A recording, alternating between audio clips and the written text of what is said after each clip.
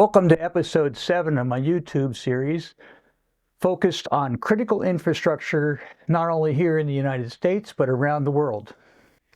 Today's discussion would be an area that is not included in the 16 sectors of critical infrastructure identified by the U.S. government and managed by the CISA.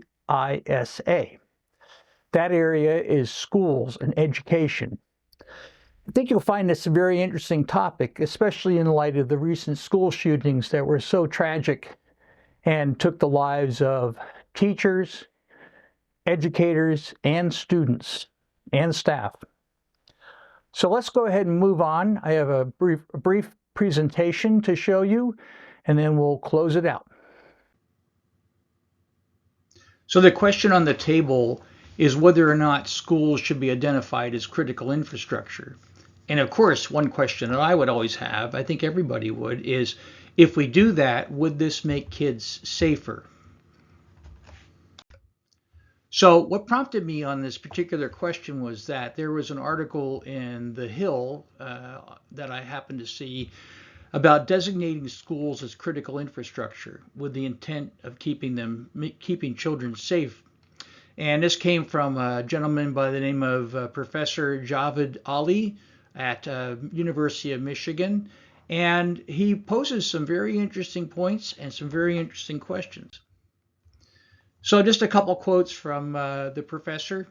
The first one is that, the one idea that has not yet been translated into action is to designate K through 12 schools in the United States as critical infrastructure and to bolster the ability of the DHS to carry out its mission. Okay. Currently within CISA, which is the Cybersecurity and Infrastructure Security Agency of DHS, K through 12 security rests within a subunit in the Infrastructure Security Division called the School Safety Task Force. And in this instance, designating K through 12 schools as a distinct critical infrastructure, according to Professor Ali, would allow for higher levels of DHS-backed funding for school security, training, expertise, and support to the facilities that strengthen security and deter would-be attackers in the future to minimize the threat they pose if they attempt attacks.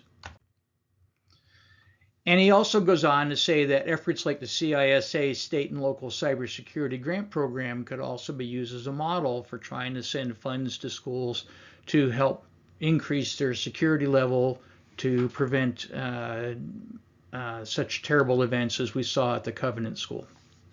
He did close it by saying, however, this would be difficult at some levels to implement. So this caused me to think about, okay, let's take a look at what sectors we have for critical infrastructure in the United States and what's the status of education. So if you take a look at this model, this is from CISA, there's 16 sectors. And of those 16 sectors, none of them include education as a set-aside. And education is not an essential critical infrastructure, according to the CISA model and the designation from previous presidential decision directives that identify the different levels of critical infrastructure. They do have what's called the School Safety Task Force. So I went ahead and took a look at their website, and their link is at the bottom of this slide. And they are a subdivision of the Infrastructure Security Division. They support the federal government's efforts in strengthening the safety and security of kindergarten through grade 12. And the centers around building the capacity of K through 12 schools and districts to protect against and mitigate security threats and risks. However, according to what I could see, there's no specification about those security threats. Is it physical security? Is it cyber security? Is it financial security and threats? I mean, really, it's not specified. It might be, I just don't know from what I read. So there are questions on this, and yes, there are. I have a ton of questions on this. So if you take a look at this, if we decide to make education part of critical infrastructure, is the first question is, should we even do this? Is it useful? And the biggest question is, will it keep students and teachers safer? And maybe there's a better model to look at instead of identifying it as critical infrastructure. What causes me to think like this is, in a recent example, I was looking at the physical attacks on electric substations. And there was a lot of concern about this, and they happened all over the country: Washington State, North Carolina, Georgia, Florida, South Carolina. But the concern is that most of the substations are small distribution level voltage, and they are owned by electric utilities. And those substations, due to their size, are not under the jurisdiction of the federal government. So what happens is these are not being covered per se by the electric grid as a critical infrastructure. I mean, it's a technicality, but that's the point I'm trying to make. Schools would be the same way. Schools are locally owned, locally operated, not necessarily under federal jurisdiction, so making them part of critical infrastructure might yield a lot of concerns and frustrations, if you will, because of funding and so forth.